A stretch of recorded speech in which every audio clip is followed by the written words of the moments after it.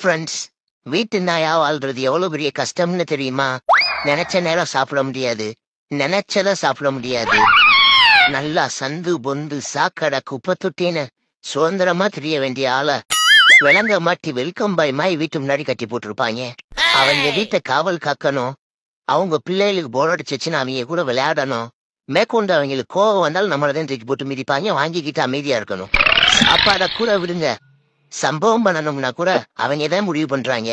அப்படியே சந்தோஷமா இருந்த 2-3 பிள்ளை குட்டி பெத்தா கூட அதையும் நல்ல விலைக்கு விட்டுடுறாங்க. என்னத்த சொல்றது? என்னைக்காவது ஒரு நாள் தான் இந்த மாதிரி வெளியில கூட்டிட்டு வர்றாங்க. அன்னைக்காவது ரோட்ல ஏதாவது ஒரு ஃபிகரை பார்த்து ஷேர் பண்ணி இவங்களுக்கு தெரியாம எஸ்கேப் ஆகி ஒரு சந்தோஷமான வாழ்க்கை வாழலான்னு பார்த்தாலும் நம்ம நேரங்காலம் இன்னைக்கு ரோடு வெறிச்சோடி கிடக்கு. ஒரு ஃபிகரை கூட காணோம். என்னதான் நடக்கும்னே தெரியல. என்ன ஓனர் ஒரு மாதிரி முறைச்சு பாக்குறான்? மைண்ட் வாய்ஸ் நினைச்சு சத்தமா பேசிட்டோமோ?